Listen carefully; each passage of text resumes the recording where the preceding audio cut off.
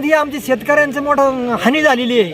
आज या ठिकाणी आमच्या आतापर्यंत 6 वेळा केबली गेल्यात, एकदा सुद्धा प्रशासनाने त्याच्यावर काही निर्णय घेतलेला नाही। आम्ही आपला नव्या आणतोय, बसवितोय आणि टाकीतोय, चालितोय। शेतकरी आज आत्महत्या करायची वेळ आली शेतकऱ्यावर। कुठल्याच त्याच्या तरकारीला बाजार नाही, काही नाही, आणि औषधाचे खताचे बाजार भडकलेत, या केबलींचे बाजार भडकलेत। शेतकऱ्यांनी करायचं काय? आज आत्महत्या करायची वेळ आली। आज सगळे शेतकरी आमच्या या ठिकाणी उभे आहेत। तळतळ आली आमच्या। आज 5-5 वेळा जर केबली गेलं कवर टाकायचं आम्ही केबली?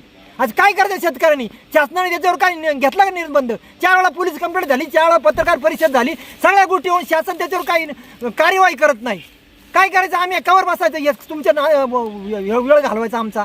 काहीतरी आम्हाला निर्णय द्या, नाही तर आज आम्ही इथं जल आंदोलन करतो, आम्ही पाण्यात बसतो सगळे शेतकरी। काही शासनाने काय त्याच्यावर काहीतरी निर्बंध करा म्हणावं आज, अशी आमची अपेक्षा सर्वांची।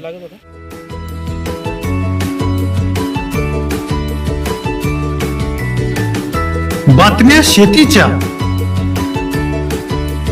बातम्या मातीच्या, बातम्या अन्यायाच्या, गुन्हेगारीच्या,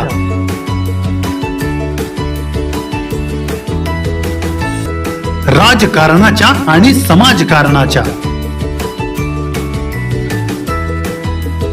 शोषणाविरुद्ध बुलंद आवाज, जनसामान्यांच्या हुंकाराची गाज, सत्कार्याला प्रोत्साहन, दुष्कृत्याला अनुशासन,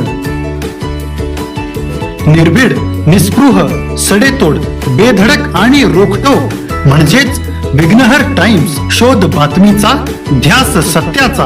आपलं चॅनल, आपली बातमी। सबस्क्राईब तर कराच, पण बेल आयकॉनवर क्लिक करायलाही विसरू नका।